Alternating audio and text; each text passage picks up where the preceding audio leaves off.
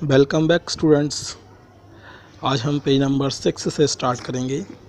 इससे पहले हमने इस पेज पर जो एक्सरसाइज गिवन है उसको सॉल्व किया था। चलिए स्टार्ट करते हैं। टॉपिक गिवन है हमको types of chemical reactions. Chemical reactions के कौन कौन से टाइप्स होते हैं। We have learned in class 9th that during a chemical reaction atoms of one element do not change into those of another element। हमने class 9th में पढ़ा था कि एटम्स, एक एलिमेंट के एटम्स दूसरे एलिमेंट के एटम में चेंज नहीं होते। इट मीन्स ऐसा नहीं हो सकता कि आयरन के पार्टिकल्स गोल्ड में कन्वर्ट हो जाएं या गोल्ड के पार्टिकल्स आयरन में कन्वर्ट हो जाएं। Nor do atoms disappear from the mixture और अपीयर फ्रॉम एवरीवेयर। ना ही ऐसा कभी होता है कि रिएक्शन में अचानक से एटम्स डिसअपियर हो जाएं, गायब हो जाएं। मींस रिएक्शन में हमने आयरन यूज़ किया था लेकिन रिएक्शन के बाद आयरन का पता ही ना चले। और कभी ऐसा भी नहीं होता कि रिएक्शन के बाद कोई नया एटम आ जाए जिसको हमने रिएक्शन में यूज़ ही नहीं किया था। Actually chemical reaction involves the breaking and making of bonds between atoms to produce new substances. Actually में होता क्या है कि जब केमिकल रिएक्शन होती हैं तो जो एटम्स हैं उनके बीच में जो बॉन्ड होते हैं वो टूटते हैं और दूसरे एटम्स के साथ नए बॉन्ड बनते हैं। You will study about types of bonds from between atoms in chapter 3 and 4। Chapter 3 और 4 में आप पढ़ोगे कि कौन कौन से टाइप के एटम जो बॉन्ड्स हैं वो बनते हैं। तो फर्स्ट टाइप की जो रिएक्शन है वो है केमिकल कॉम्बिनेशन रिएक्शन। कॉम्बिनेशन का मतलब ही समझ में आ रहा है। कॉम्बिनेशन मतलब कि दो चीज़ों का मिलना, कंबाइन होना। एक्टिविटी 1.4 रीड कर लेते हैं। Take a small amount of calcium oxide or quick lime in a beaker. हम कैल्शियम ऑक्साइड ले लेते हैं थोड़ा सा एक बीकर में। Slowly add water to this. इसमें थोड़ा सा वाटर मिलाते हैं। कैल्शियम ऑक्साइड का फॉर्मूला CaO है जिससे कोई क्लाइम भी बोलते हैं। H2O वाटर का फॉर्मूला है तो हमने इसमें वाटर मिला दिया है। Touch the beaker as shown in figure 1.3। हम बीकर को टच करके देखते हैं जैसे डायग्राम में हमको दिखाई दे रहा है। Do you feel any change in the temperature. क्या टेम्परेचर में कोई चेंज फील करते हो। हमने कहा हाँ, जब हमने इसमें वाटर मिलाया है, कैल्शियम ऑक्साइड में वाटर मिलाया है तो इसका टेम्परेचर बढ़ जाता है, ये गर्म हो जाता है। तो ये हीट आई कहाँ से।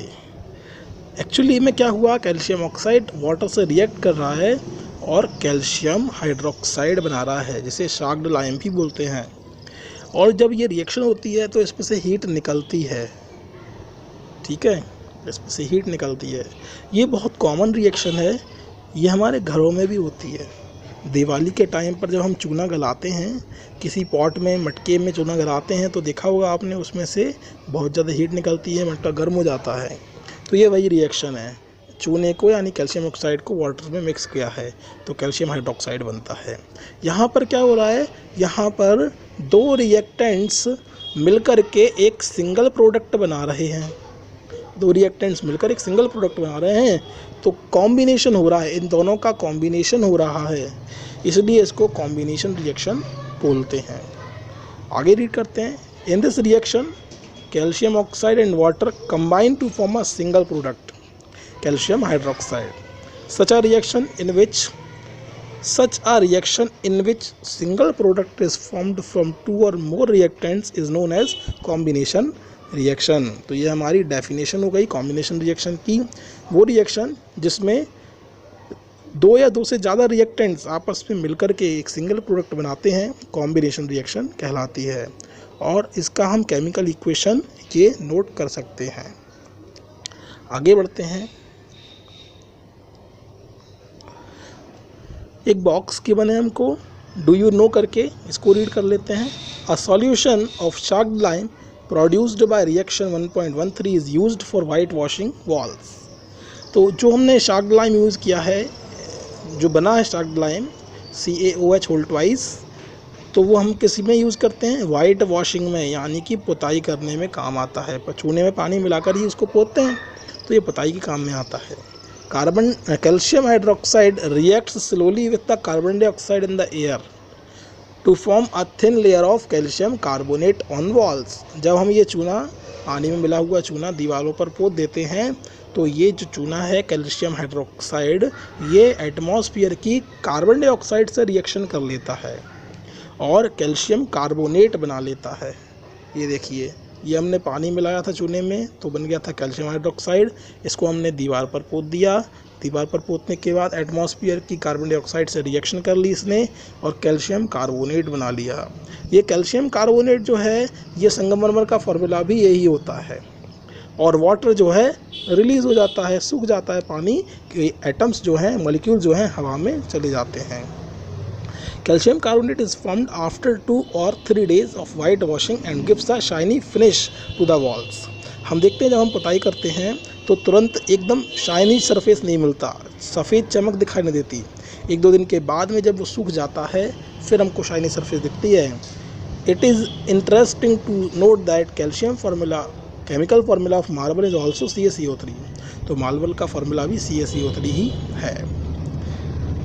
Late us discuss some more examples of combination reaction. और कॉम्बिनेशन रिएक्शन के एग्जाम्पल देख लेते हैं। बर्निंग ऑफ कोल, कोयले को जलाते हैं। कोयला जो है प्योर कार्बन फॉर्म होता है, तो कार्बन का, कोयले का जो सिंबल है वो C हो जाएगा, सॉलिड फॉर्म में है। हमको पता है किसी भी चीज़ को जलाना है तो ऑक्सीजन रिक्वायर्ड होती है, तो O2 से रिएक्शन करेगा और बनेगी कार्बन डाइऑक्साइड, जो कि एटमॉस्फेयर में रिलीज़ हो जाती है और कोई भी वेस्ट प्रोडक्ट नहीं बनता। यहाँ पर क्या हो रहा है, यहाँ पर 2 रिएक्टेंट्स मिल करके एक सिंगल प्रोडक्ट बना रहे हैं, ये भी कॉम्बिनेशन रिएक्शन है। आगे वाटर का फॉर्मेशन है, H2 और O2 मिल करके H2O बना रहे हैं, ये भी कॉम्बिनेशन रिएक्शन है, क्योंकि यहाँ भी 2 रिएक्टेंट्स मिलकर के एक सिंगल प्रोडक्ट बना रहे हैं। In simple language, we can say that when 2 or more substances, elements or compounds combine to form single product, the reactions is called combination reaction. तो combination reaction क्या होती है, जब 2 या 2 से ज़्यादा रिएक्टेंट्स मिलकर के एक सिंगल प्रोडक्ट बनाए तो इसको कॉम्बिनेशन रिएक्शन बोलते हैं।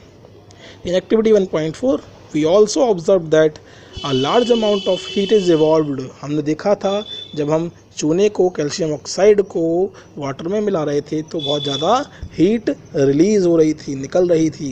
This makes the reaction mixture warm, जिस कारण से मिक्सचर जो है गर्म हो गया था। Reaction in which heat is released along with the formation of products are called exothermic reaction. तो ये दूसरी रिएक्शन हो गई, दूसरे टाइप की रिएक्शन हो गई।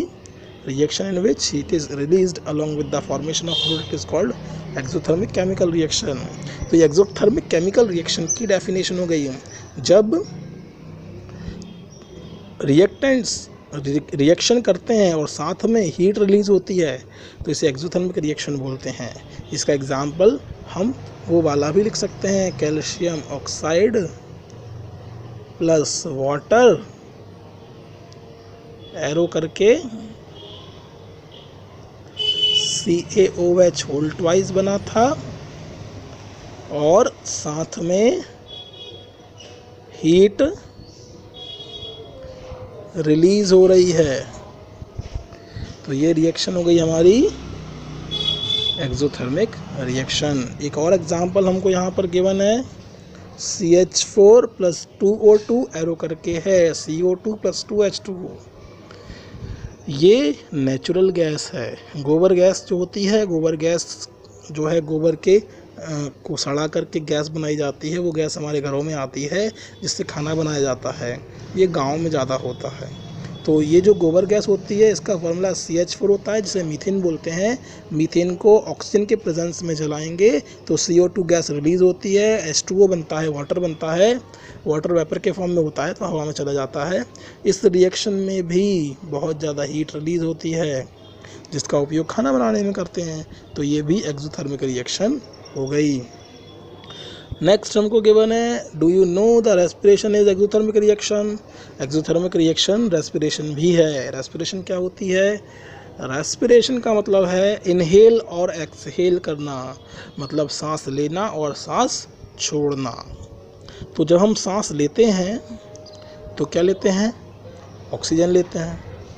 और जब हम सांस छोड़ते हैं तो क्या छोड़ते हैं? कार्बन डाइऑक्साइड छोड़ते हैं। तो एक्चुअली में हम सांस क्यों लेते हैं? इसमें बहुत सारे ऑक्सीजन का यूज़ होता है हमारी बॉडी के अंदर। एक यूज़ होता है फूड को डाइजेस्ट करने के लिए। तो देखिए ये ग्लूकोज का फॉर्मूला है, जो हम खाना खाते हैं चपाती चावल आलू, ये उसका ही फॉर्मूला है ग्लूकोज का। ऑक्सीजन से रिएक्शन करेगा तो कार्बन डाइऑक्साइड बनेगी, वाटर बनेगा और एनर्जी रिलीज़ होगी। इस एनर्जी का यूज़ करते हैं हम डेली की रूटीन के काम में, जैसे चलना है, बोलना है, इस तरह के कामों में यूज़ करते हैं। ये एनर्जी हमको फूड से मिलती है। रीड करते हैं, we all know that we need energy to stay alive. हमको पता है हमको ज़िंदा रहना है तो एनर्जी चाहिए पड़ेगी। We get this energy from the food we eat. जो खाना हम खाते हैं उससे हमको एनर्जी मिलती है। During digestion food is broken down into simpler substances. जब डाइजेशन होता है फूड का तो फूड छोटे छोटे पार्टिकल्स में, सिंपलर सब्सटेंसेस में ब्रेक डाउन हो जाता है। जैसे rice, potato, bread contain carbohydrate, इनमें कार्बोहाइड्रेट होता है। This carbohydrate are broken down into form of glucose. तो जो कार्बोहाइड्रेट है वो ग्लूकोज के फॉर्म में, यानी छोटे पार्टिकल्स के फॉर्म में कन्वर्ट हो जाता है। This glucose combine with oxygen in the cells to our body and provides energy. ये ग्लूकोज जो है ऑक्सीजन के साथ रिएक्शन करके हमको एनर्जी प्रोवाइड करता है। The special name of this reaction is respiration, और इस रिएक्शन को रेस्पिरेशन बोलते हैं।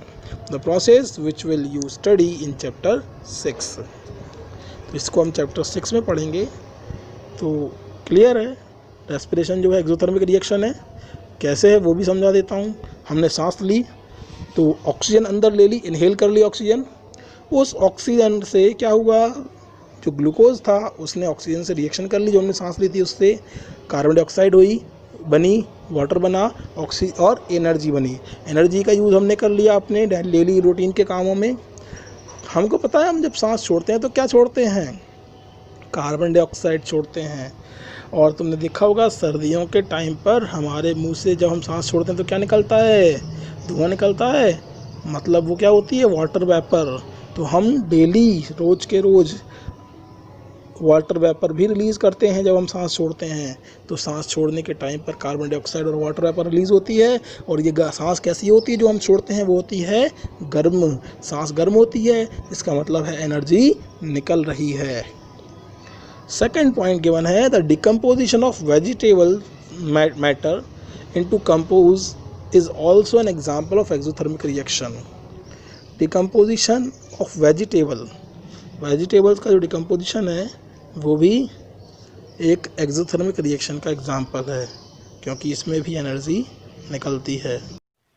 Identify the type of reaction taking place in activity 1.1।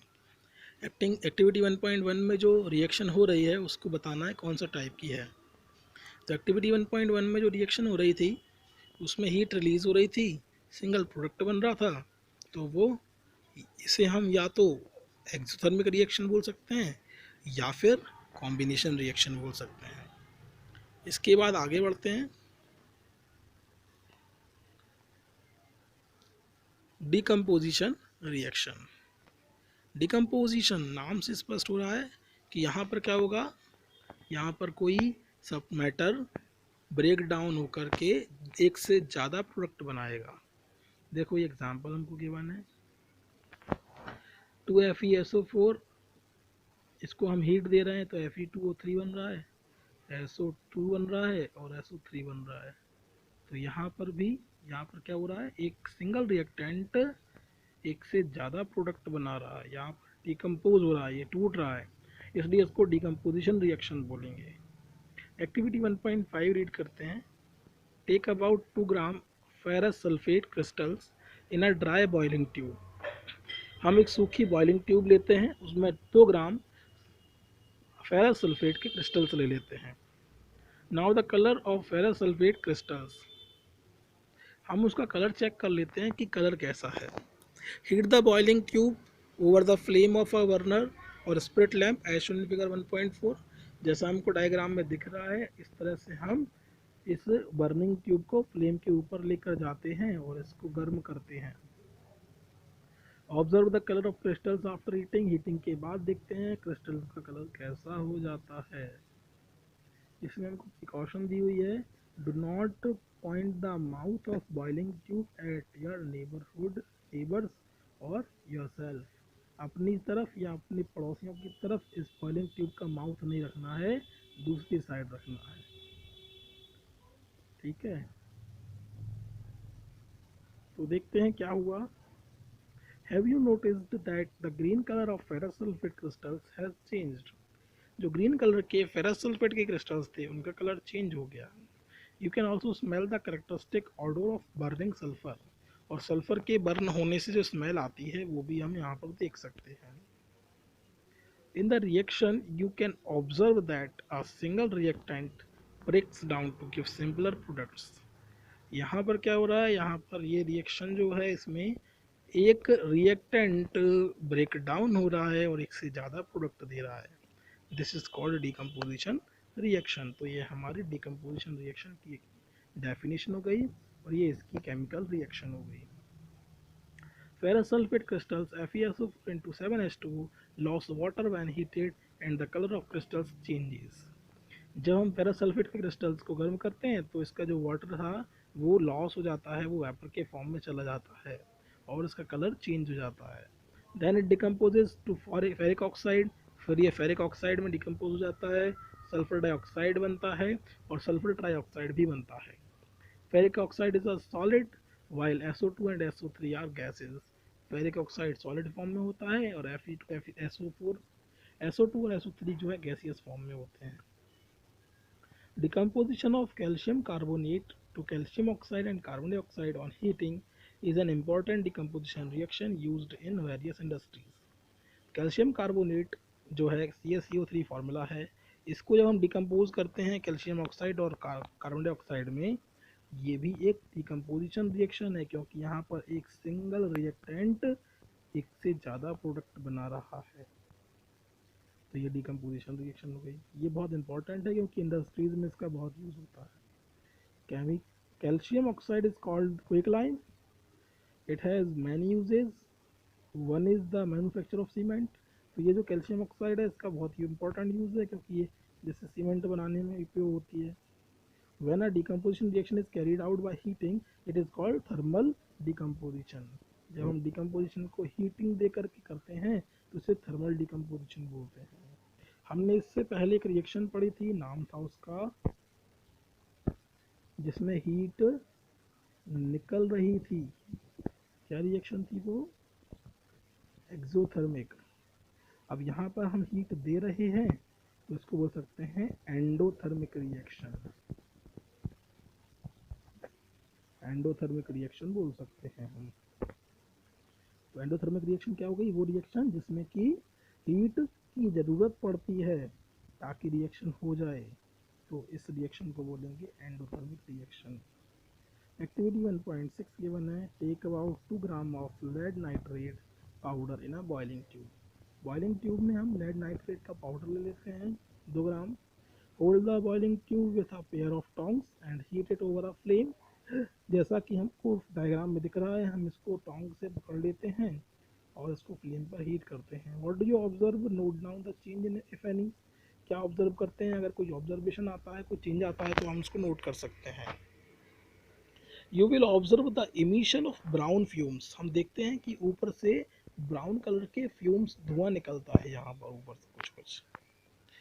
These fumes are of nitrogen dioxide, NO2 के फ्यूम्स होते हैं ये। और ये रिएक्शन जो हो रही है उसका इक्वेशन हमको ये दिया हुआ है।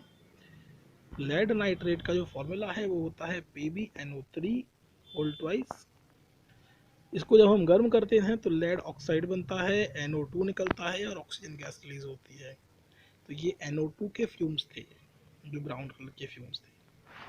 और हम एग्जाम्पल देख लेते हैं। एक्टिविटी 1.7 को रीड करते हैं इस डायग्राम को देखते हुए।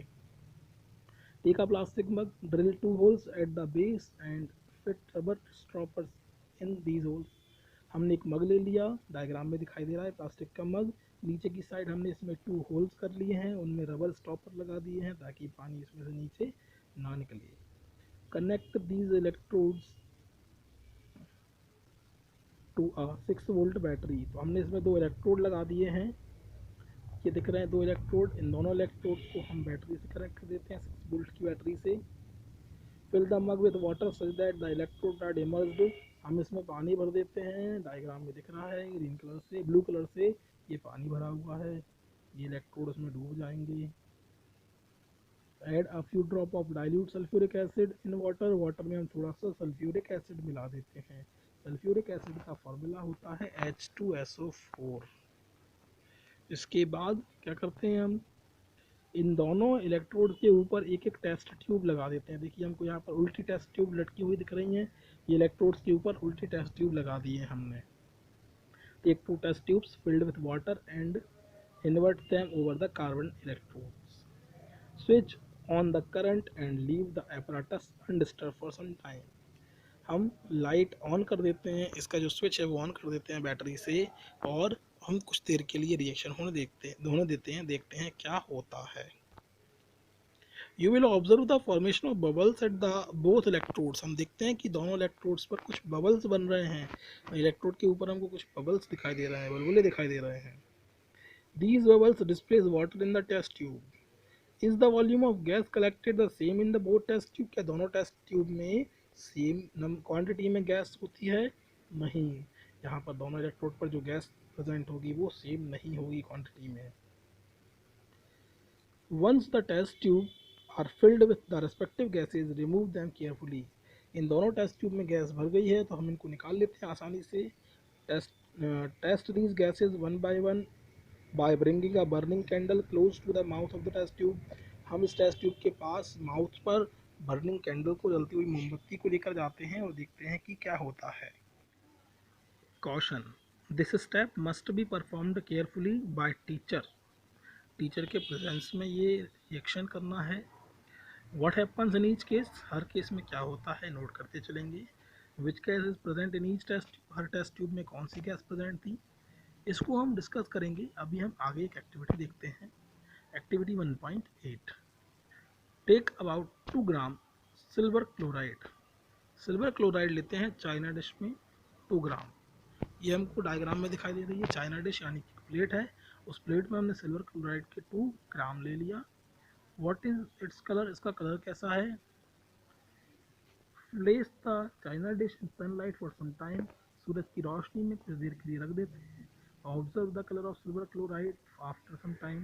कुछ टाइम बाद देखते हैं उसका कलर कैसा हो गया। You will see that white silver chloride turns grey in sunlight. तो जब हमने चाइना डिश में इसको रखा था सिल्वर क्लोराइड को, उस टाइम पर इसकी कलर वाइट था, लेकिन जब सनलाइट में रखा तो सनलाइट से इसकी रिएक्शन हो गई और ये ग्रे कलर में कन्वर्ट हो गया। This is due to decomposition of silver chloride into silver and chlorine by light. ऐसा क्यों हुआ, सिल्वर क्लोराइड जो है सनलाइट से हीट ले लेता है और डिकम्पोज हो जाता है सिल्वर और क्लोरीन में। तो ये भी एक डिकम्पोजिशन रिएक्शन है। साथ ही साथ हम इसको एंडोथर्मिक रिएक्शन भी बोल सकते हैं। एंडोथर्मिक रिएक्शन इसलिए क्योंकि ये हीट ले रहा है, सनलाइट से हीट ले रहा है, तो इसको हम एंडोथर्मिक रिएक्शन भी बोल सकते हैं। आगे बढ़ते हैं। Silver bromide also behaves in the same way. इसी वे में सिल्वर ब्रोमाइड भी बिहेव करता है, वो भी सनलाइट के प्रेजेंस में डिकम्पोज हो जाता है सिल्वर और ब्रोमीन के फॉर्म में। The above reactions are used in black and white photography. जो पहले के टाइम पर फोटोग्राफी होती थी, जैसे तुमने देखा होगा कैमरे की रील आती थी, नेगेटिव आता था, तो वो जो फोटोग्राफी थी वो इसी AGBR के थ्रू होती थी। What form of energy is causing these decomposition reaction. ये जो डिकम्पोजिशन रिएक्शन हो रही है ये कौन सी एनर्जी के फॉर्म के कारण हो रही है। तो यहाँ हमने देखा इससे पहले हमने बर्न किया था, मतलब हमने हीट दे करके डिकम्पोजिशन रिएक्शन कराई थी। अभी हमने देखा सनलाइट में रखा है, मतलब हम सनलाइट से एनर्जी लेकर के डिकम्पोजिशन रिएक्शन कर सकते हैं।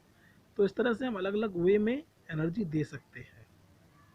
We have seen that decomposition reaction require energy either in the form of heat, light or electricity for breaking down of reactants। और हमने देखा था, हमने वाटर को भी डिकम्पोज किया था एक प्लास्टिक के मग में, तो वहाँ पर इलेक्ट्रिसिटी फ्लो करी थी। मतलब हम एनर्जी दे सकते हैं तीन तरीके से। एक तो हीट के फॉर्म में दे सकते हैं, गर्म कर सकते हैं, एक लाइट के फॉर्म में, सनलाइट के फॉर्म में दे सकते हैं, और एक इलेक्ट्रिसिटी दे सकते हैं। तीन तरह से हम एनर्जी दे करके डिकम्पोजिशन रिएक्शन कर सकते हैं। नेक्स्ट वीडियो में हम इस एक्सरसाइज को सॉल्व करेंगे।